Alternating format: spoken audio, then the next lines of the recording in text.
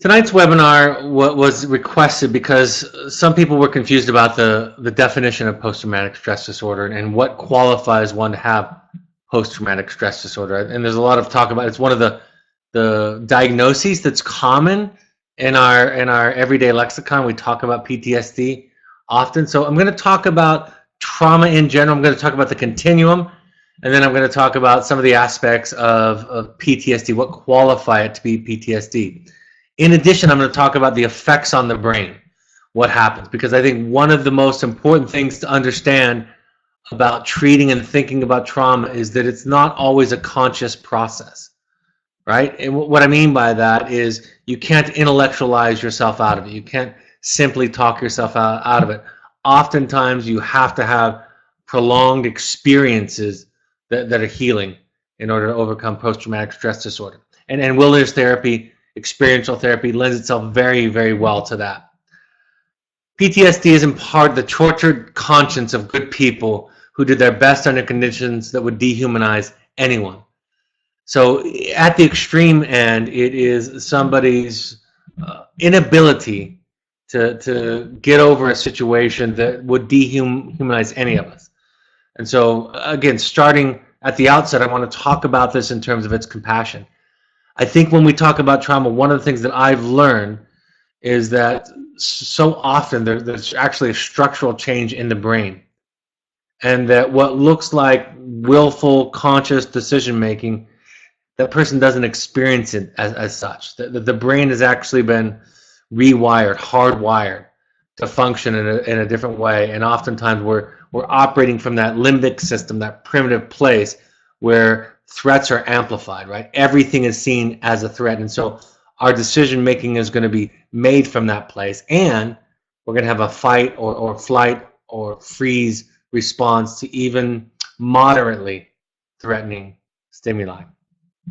There, of course, has to be exposure to a dramatic event.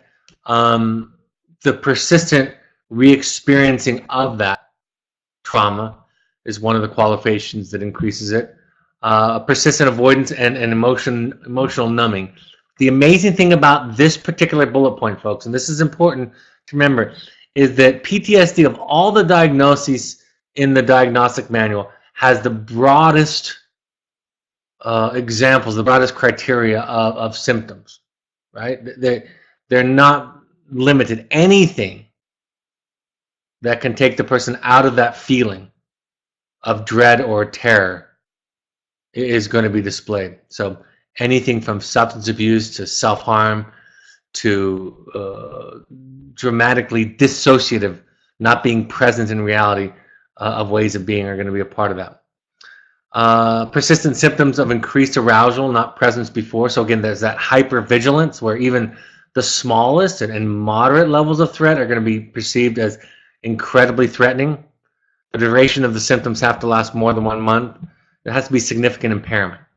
Right? That's really what qualifies everybody for a diagnosis, is if it doesn't inhibit functioning in one of the important spheres of life, social, educational or professional, family relationships, our medical health.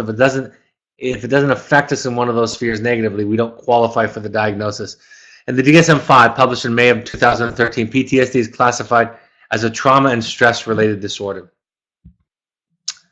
Let's talk about trauma in general. Start at the beginning. What defines trauma? An event or experience that overwhelms a person's ability to cope or integrate the ideas and emotions involved with that experience, with potential repetitive responses of isolation, hypervigilance, and or self-destructing behaviors as a coping. So fundamental is the person's sense of safety has to be threatened. Interestingly, what can happen in treatment is that we can re-traumatize somebody. If somebody loses the ability, for example, to feel safe or in control of a situation, that experience of losing control, of being overtaken, is common in almost all traumatic events. So even if somebody's coming at it with positive intent to help and to heal, and they take over, it can help somebody to re-experience the trauma. Intensity, duration, what age it happens to you at, how invasive it is, the shame that's associated with it, and of course resiliency factors, and I'll talk about those, all are going to have an impact on the likelihood of somebody developing post-traumatic stress disorder. When we talk about big T and little t, that's a jargon that defines kind of that explicit, obvious, kind of textbook trauma, right? Sexual abuse, participating in a war, being a victim to violence. All of those things are going to be obvious big T traumas. And then, of course, there are little t traumas. Being made fun of at school, right? Being rejected by a girlfriend or boyfriend, your parents yelling at you. You know, all of those things, we might not think of them as big T traumas, but they can have similar effects.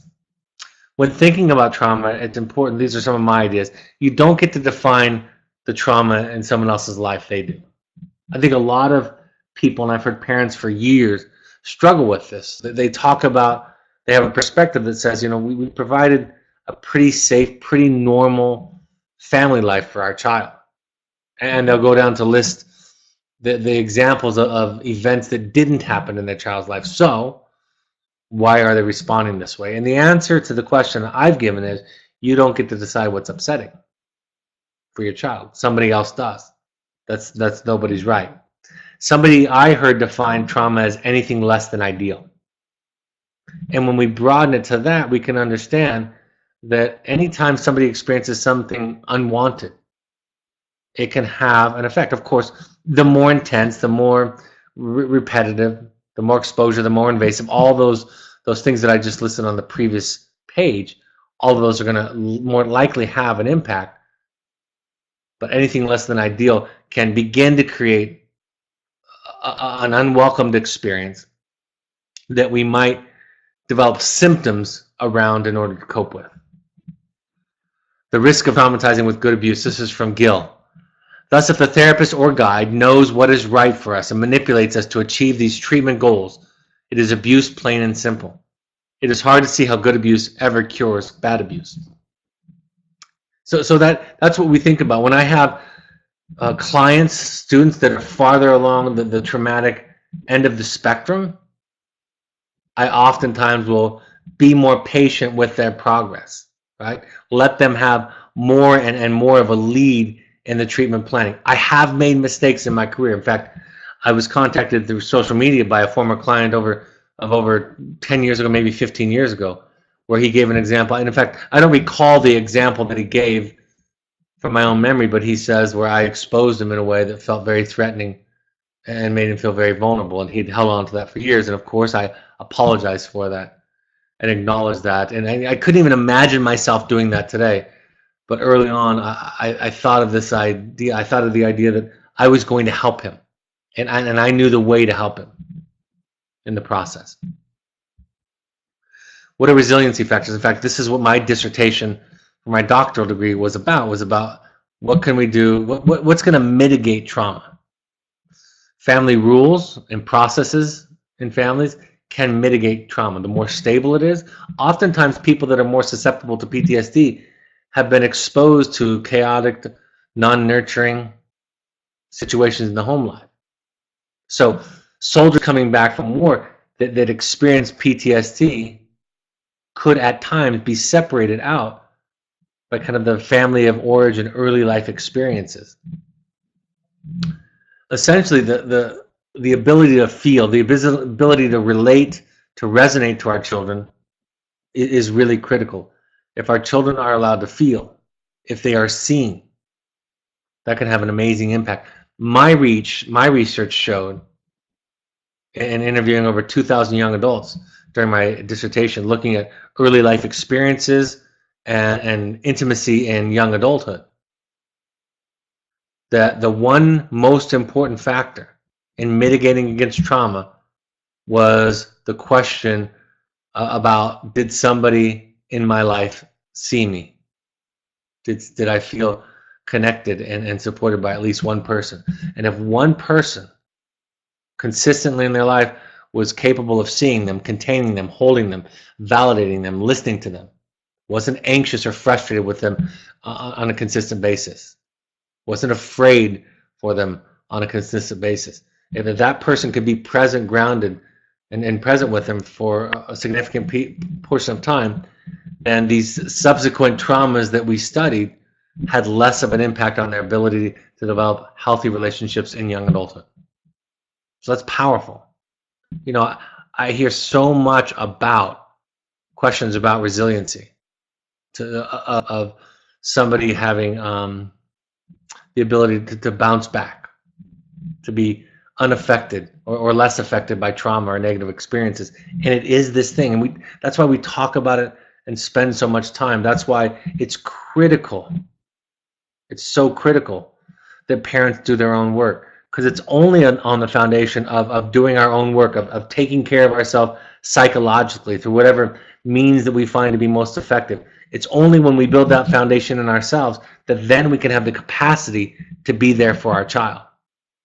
And since all of us have limited capacity, nobody has all capacity. And because our children require more than average, like I always talk about, it's imperative that we do our own work in the period in this process. So these anchor relationships, basically what I'm describing as healthy attachment. These anchor relationships mitigate the effects of trauma later on in life. How the support system responds to trauma is important. And that's why I think I shared this a couple of weeks ago when I was doing the broadcast on bullying, when I was asked at the end of a long lecture and a long Q&A period about bullying. It wasn't the subject of my presentation that night. But I said in short, and then I expanded on a little bit, do your own work, which didn't make sense at the outset. And what I went on to explain just shortly was, this is a complex process. Parenting, and any one question in parenting is very, very complex. So what we're going to need in order to respond flexibly, supportively to our children is this strong foundation of an earned attachment. We've made sense of our own experiences, our own traumas, our own big T's if we have them, small T's, which we all do, have them so that we can be there for our children. Because if we're responding, right, if we're responding in that primitive way in our brain, the things that our children are going through, if we're responding in a trauma response, then we're not an effective support or container, right? We're exacerbating the trauma. And you know, some of you have children that have threatened to kill themselves, that have overdosed on drugs, that have participated in other dangerous activities, right? That in and of themselves are traumatic for you. So you've got to go out and take care of your own trauma in order to help them with their trauma.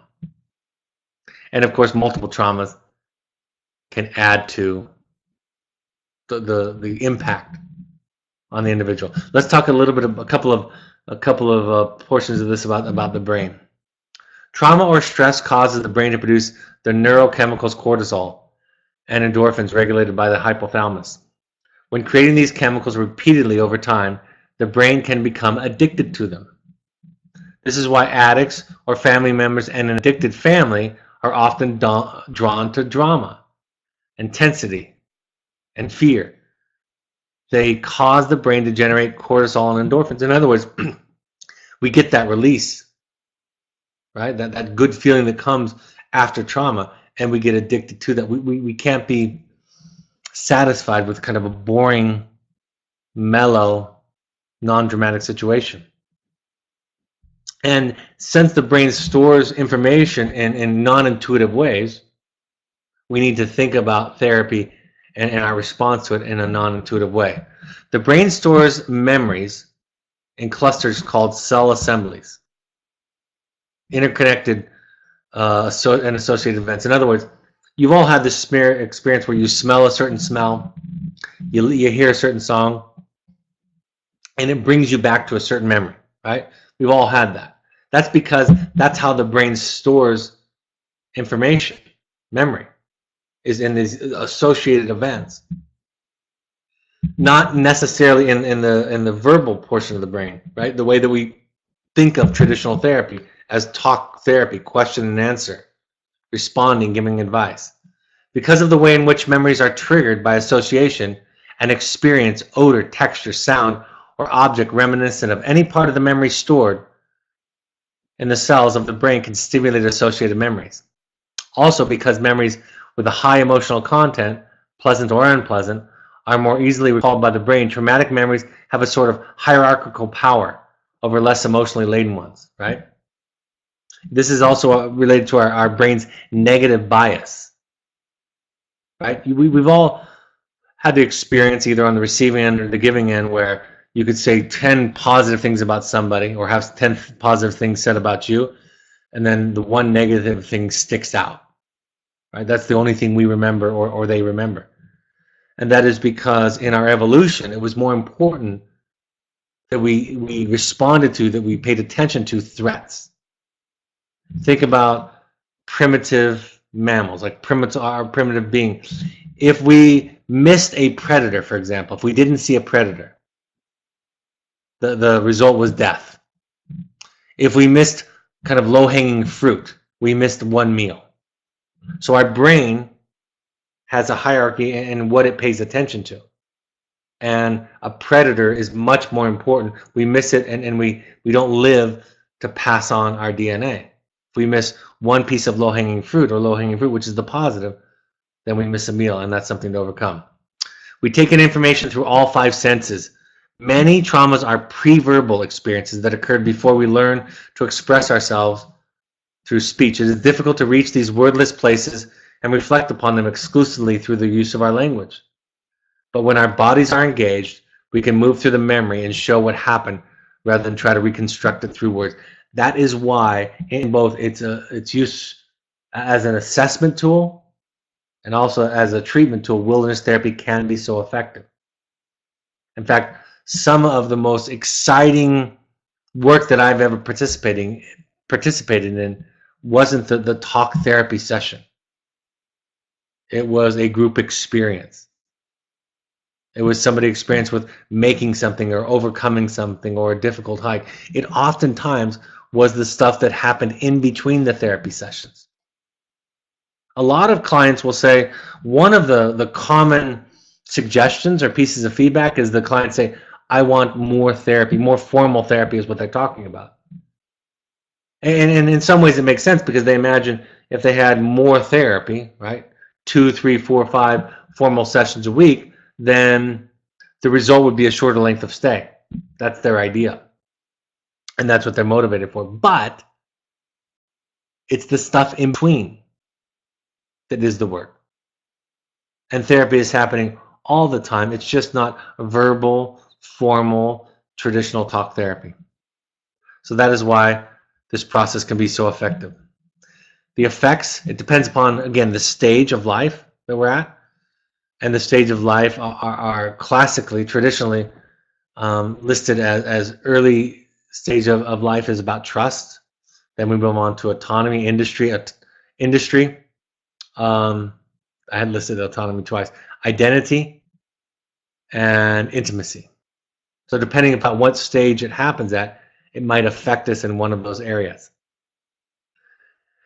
PTSD, what is common for the sufferer of PTSD, of course, is an experience of fear or dread or terror, a feeling of powerlessness, where I talked about that idea of choice earlier on, a feeling of helplessness, of horror, right? This is, again, this broad range of symptoms associated with PTSD, cutting eating disorders, substance abuse, far out and crazy behavior that doesn't make any sense, attachment symptoms, inability to connect to other people, to receive connection, oppositional disorders, identity disorders, mimicking the abuse, right? Identifying with the bully or the abuser, to have a sense of, again, of a power, of control of something. Identifying with the perpetrator, lying, exaggerations. That's one of the difficult things about PTSD also and treating trauma, is that oftentimes, even when there is that, there is an exaggeration of the report. And so people find or see that inaccuracy, and then they begin to doubt. But again, it's one of the signs of the disorder. For parents, reading about PTSD, learning about the abuse perhaps that the person suffered, beginning to have empathy, beginning to see, understand how the brain is affected. It reduces judgment. It creates in the parent more compassion and patience. Again, because we so often think of so much of behavior, symptoms, and diagnosis as kind of this willful, conscious process. And it's not. And I think someday, the more we learn about the brain, the more we're going to be able to see its functioning, the more our compassion is going to increase for those that are struggling with symptoms. Because we'll realize that in some ways, they did not have the choice that we projected onto them that they had. For them, it was the only way to survive. Going to support groups. If your child has suffered specific abuse, going to support groups with other parents that have experienced that, to understand the understandable, right? This idea that parents will often say, "I don't get it. I don't understand why they're doing this, why they're displaying this." And the first answer often is it's for a good reason. It might not make sense to you, but somehow it reduces their feeling of dread, of terror, of feeling threatened. Yes, the symptom may itself be creating some of the new problems, but in some way, that's an easier construct to deal with than the original trauma. Try the best we can to treat the issue rather to be distracted by the symptoms. I think that's a core piece of work that I work on constantly in training our therapists and staff, and also our parent education, is do our best not to be distracted by the behaviors. That symptom reduction is often what we think about, and we would be wise to first listen to the symptom and what is it telling us. Because if we just pay attention to the symptom, in part, it serves what it's supposed to serve, which is to distract everybody. Not just the individual suffering with it, but even the people around them, to distract them from the core feeling, from the core wound that is far beneath the symptom. And then trying to find ways to give power back to the client, back to the child, right? Having limits, but understanding that it's a child's process, and that we can hold ideas in our mind about what works, what doesn't work, what's effective, what's ineffective. We can do that, but at the same time, not necessarily share all of that with them all the time. Don't confront the defense head on. It tends to strengthen the defense. For the child, to empower them as much as possible, validate, listen, and understand, of course. To talk about, focus on the relationship. Challenging cognitive distortions on the foundation of what was just said above can be an example. One of my favorite, probably oldest examples of this related to trauma that one of my professors told me in college was he had a client that had been in a severe traumatic car accident and had a terrorizing response to driving going forward. One of the things they did, among other things, is they went to the junkyard where the car that they had crashed in was. And they had an experience around it and with it. And he reframed it as, this car took all of this abuse, took all of this torture, all of the metal bending in order for you to live. So it saved your life, right? Or cognitive distortions like, not all men will hurt you. Some have, for sure, but not all men will hurt you. Sometimes exposure therapy can be a part of it. But most trauma treatments involve telling the story over and over and over again. Some use rapid eye movement techniques. Some use recording devices, but telling the story over and over again, right? So that we don't play out that same battle day to day. It's like the veteran of war walking down the street and a car backfires, right? That we put that battle, that trauma, and where it belongs, which is in our past, in a certain part of our past. Trying to find ways again to have the client drive the therapy, try to give them as much choice as possible. I've found that they can be very effective in moving rather quickly in therapy when they feel like they're given the power. So it's not a passive process, but we do have to exercise some patience. Unshaming, right? This idea that, de-shaming, talking about how some of the things that somebody experienced, for example, sexual abuse, that if we can take the shame out of it. And sometimes people have such a strong reaction to somebody that was sexually abused, for example, that what happens is the client, the individual, takes that on themselves. Even though they didn't choose it, they didn't do it, they were the child. If we're disgusted and repulsed by it, they still have a hard time not taking some of that on themselves. Strength-based, respectful, not fragile, right? Recognizing how they were able to survive, and oftentimes a lot of unhealthy techniques, unhealthy behaviors that are no longer needed because the threat isn't there. A lot of those provided survival for them. Understanding the function of the symptom, right? That even the most irrational symptoms serve their purpose, and to honor them, right? To really honor them is a way. And it's counterintuitive to honor somebody's symptom. We want to shame them, talk them out of it, lecture them out of it, whatever it is. We want to do that because we see it as so harmful and so threatening. And then creating reparative emotional experiences with this new container. And that's really at the core of what therapy is. It's creating a new experience. It's not advice or lecturing, but a new experience. All that other stuff adds to it, but that's the core of it.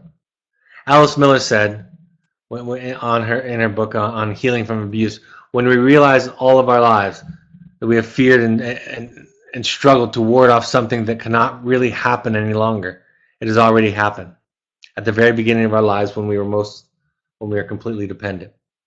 She's talking about childhood abuse as a process, but oftentimes we do spend a lot of time in our trauma, and patients with PTSD develop this hypervigilance, this amazing construct of defenses around them to prevent abuse from happening, and it's already happened. What are the take-homes from all of this? Healing is not all about conscious processing. Learning to broaden our definition of trauma to anything less than ideal. Understanding small t traumas, understanding that we don't get to define somebody else's trauma. Remembering often as we can, it's so easy to forget this and lose track of it, that symptoms are the voice of our wounds. And if we can learn that and learn to listen to them, to honor the symptoms, then we can get access to the wounds. Expanding compassion and dampening judgment by understanding that trauma rewires the brain. It excuse me. It tends to get people stuck in this cycle where they're responding in their limbic fight or flight area of the brain rather than their higher functioning of the prefrontal cortex, which is underdeveloped in children at any rate. Understanding that decision making, again, is not all willful. That a person who's experienced trauma has a different brain. I hear people talk about, and this is the old idea about people being chemically imbalanced, right? You hear that. They need medication because they have a chemical imbalance. But sometimes that's created by an event, right? Your brain produces different chemicals, has a different pathway due to events or repeated events. Excuse me. PTSD has many faces. And sometimes, for example, somebody that was sexually abused can become incredibly provocative sexually, can act out sexually, can be very promiscuous sexually, very active. So we might say, well, how could that person possibly have been the victim have PTSD around their sexual abuse isn't even true, people might ask, because look how active they are sexually. But that's how broad it can be. It might not make sense to us, but it still provides a dissociation, right, from some very deep and powerful threats. Experiential therapy is an effective way of assessing and treating trauma because of the way that the brain is structured, because it's not a verbal conscious process. If it's hysterical, it's historical, right? If somebody has and then just think about it as a continuum. If somebody has a dramatic reaction to somebody else, to a certain situation, especially when it is obviously disproportionate to the stimulus, then we know that it's a trauma response. We know that it's related to something in the past. The veteran who hits the deck when a car backfire goes off is an example. Our own reactions to our children are examples. Our children's reactions to us are examples, and so forth and so on. Try our best within limits to give the client a sense of control over the process. Find opportunities to allow them to take the lead. Encouraging, nurturing, being patient. And so I'll take any questions on the topic. First question. Our son was sexually assaulted in aftercare. Subsequent to bringing him home, he has had addiction problems not present prior to wilderness. Do we focus on the addiction or the PTSD? It's really a good question. It's of course hard for me to answer this in a vacuum with just that information. You can do two things at once, right? See, an addict uses when they're happy, when they're sad, when they're scared, when they're bored, when they celebrate. An addict uses all the time. Some people might experiment with use when they're upset or sad or anxious. That can be a different kind of situation. An addict will use no matter what they're feeling. So the question is your child an addict in that sense, right? And will it kill them? Because it may, for addicts, of course, kill them. Or is this one of the symptoms? And so I don't know the answer to that question. So that's the best I can say given this. I would say both. They're both important questions, for sure. Please expand on honoring the symptom. Let's use. What's something that we would find hard to honor? Let's say cutting. Right? Most of us intuitively, just responsibly, would try to talk somebody out of cutting. Right? We would say that doesn't make sense. It's not helpful. It's not healthy. Honoring is to just simply say, like, it makes sense. I get it. Tell me more about it, and what does it do for you? And gosh, that's going to be hard to give up. Right? I was talking with a parent not too long ago about peer pressure, about an example where somebody participated in something due to peer pressure, and that they were constantly compromised because of peer pressure. And instead of giving them a lecture about peer pressure, you would say to them, it makes sense. I get it. I struggle with what people think about me sometimes. And yeah, I know the desire to fit in. You honor the defense, you honor the symptom, and oftentimes it just lowers all the defenses. In my book, the example that I gave, when my young child said, when we were in a hotel in the morning, I was editing my book, and in the morning, before her and her mother went out to do what they were going to do for the day while I was working, she said, I wish that my siblings were dead, my 3 older siblings. And of course, since I was writing the book, I was sharp, and so I said, wouldn't that be great if you were an only child? We'd get to be able to do this all the time. You'd have all this attention. Most of us would think to say, it's not good to think about your siblings being dead, or let's talk about all the positives. And when I honored the statement, she came back with, yeah, but I'd miss them.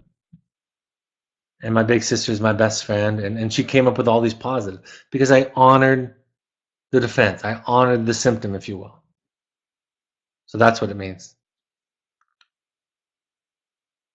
All right, no other questions right now. I'll go with upcoming events, and then we'll go to any other questions at the end. We would like all current parents to go to 6 12-step support groups, specifically Al-Anon, CODA, or Families Anonymous. You can also go to NAMI.org to learn more about education, meetings, support groups in your area that are free or affordable. If you would like to watch or listen to any of these broadcasts on podcasts, you can, and these are available to anybody. Go to your iOS device, your iPhone, and go to the podcast app and search Evoke Therapy Programs and subscribe there. If you have an Android device, download the SoundCloud app and search Evoke Therapy Programs there. Follow us on Twitter and Instagram for upcoming announcements, inspirational pictures, stories, articles. On Facebook, you search us at Evoke Therapy Programs. And if you go to the Second Nature Alumni Foundation on Facebook, it's an organization that we support that raises money to help people who can't afford therapy.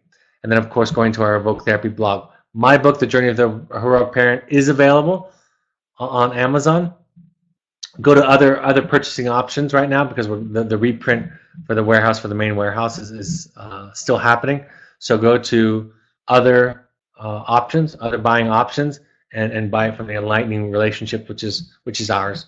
You'll get a new copy from there, or you can listen to it. You can read it on Kindle or get an audio version of it.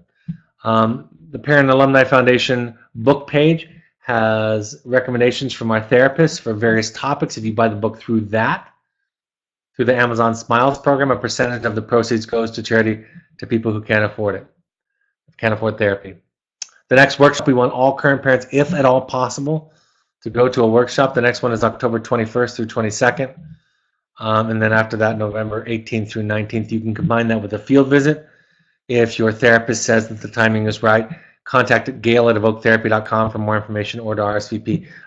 Potentially one spot left. If you're interested, there's perhaps one spot left in the intensive next week. It might have been filled, but email Andrea at evoketherapy or .com this evening if you're at all interested. It's next week in Park City.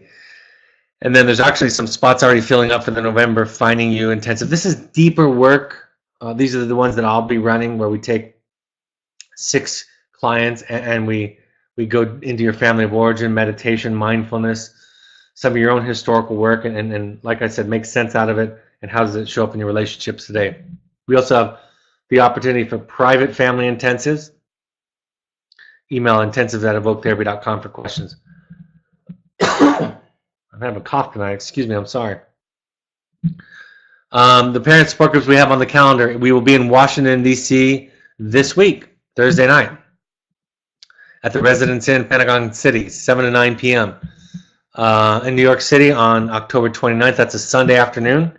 And then in Chicago, we haven't nailed down the date yet. It's the week of November 13th. Email Andrea at evoketherapy.com for more information or questions, or to RSVP.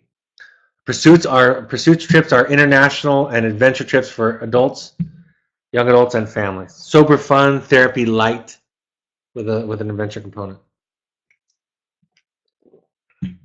Should we as parents express our regret that we didn't protect our child from, for instance, sexual abuse? Should we do this even if we were not in a position to protect the child? That's a fantastic question. I think so. I mean, what you're saying is, I wish I could have, and I'm sorry I didn't. And even if it would have been nearly impossible, that can be very validating. It also gives an opportunity for them to express anger in that area that may be there.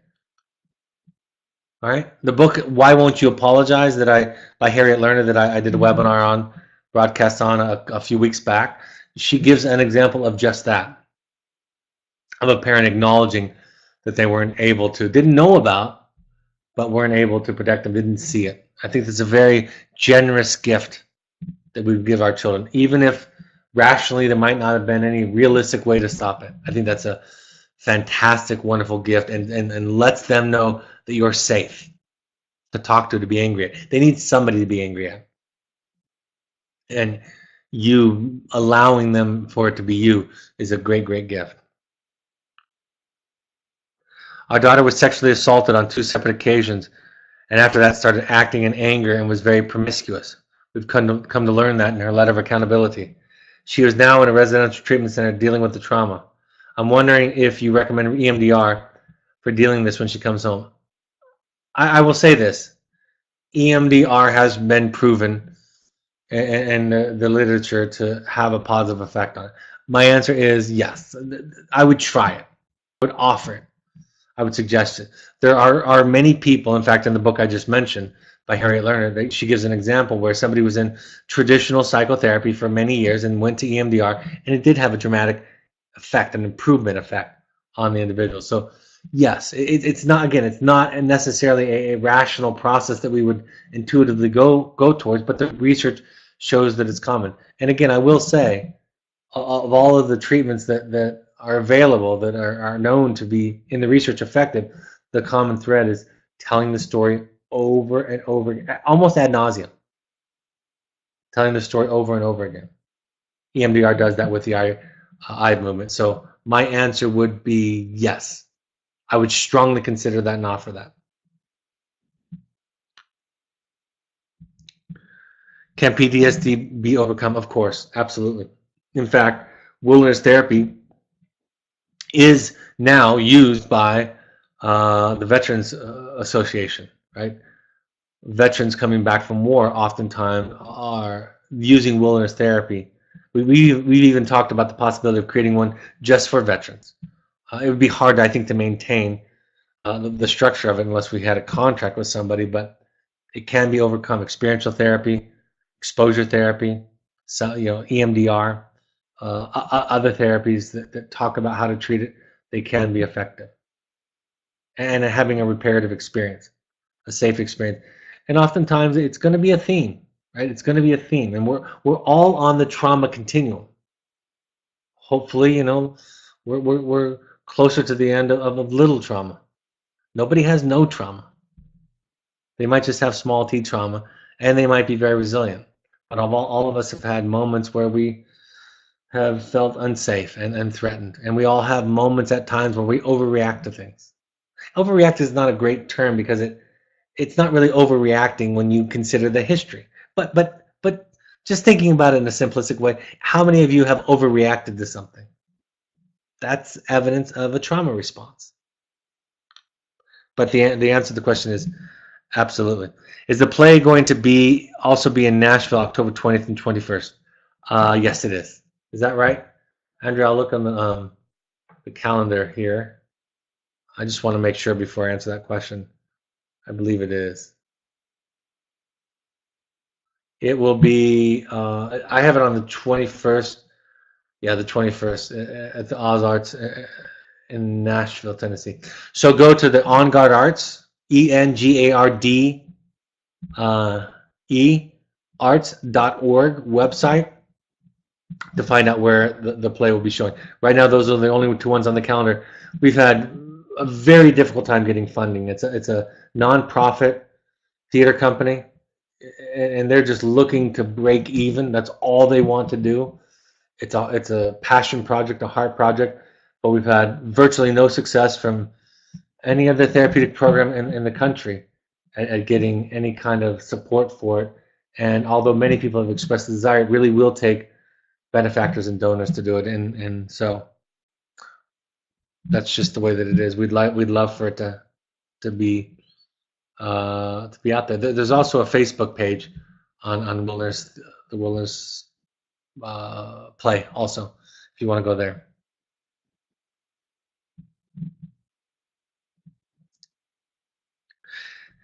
Can parents experience PTS symptoms for witnessing the going through the behaviors that their child is suffering? For example, suicide attempts, anxiety. Do those traumatized parents? I feel like they do. Absolutely. I think it's probably one of the most underemphasized aspects of this is that most of the parents that I deal with have trauma. And they're dealing with a child with trauma in a trauma response kind of way.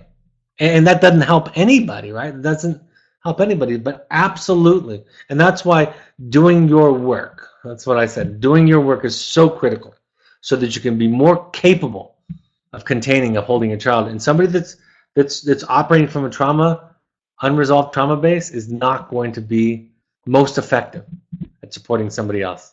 Because fears, symptoms, problems, right? We go to the worst possible outcome. It terrifies us. It upsets us. We become reactive, controlling, rigid, hypervigilant, all those things. And now we're starting to describe somebody with PTSD symptoms. Absolutely.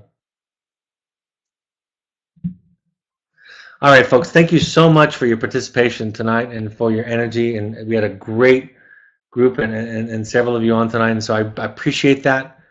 And again, consider the fact that in the mental health field, in the mental health perspective, mental health is not a black and white kind of thing. Yes, you have to meet certain criteria to have a diagnosis, but we all are on the continuum somewhere. And all of us struggle with something. And the more we see that common thread, that similarity, even with our children who are struggling on the more severe end, the more helpful, connected, and healing we can be for each other. So thank you. Have a great evening, and I'll talk to you on Wednesday night. We'll have the next broadcast Wednesday night, and we'll announce it tomorrow. We'll send out the announcement tomorrow for the topic and time. Take care, folks. Bye-bye.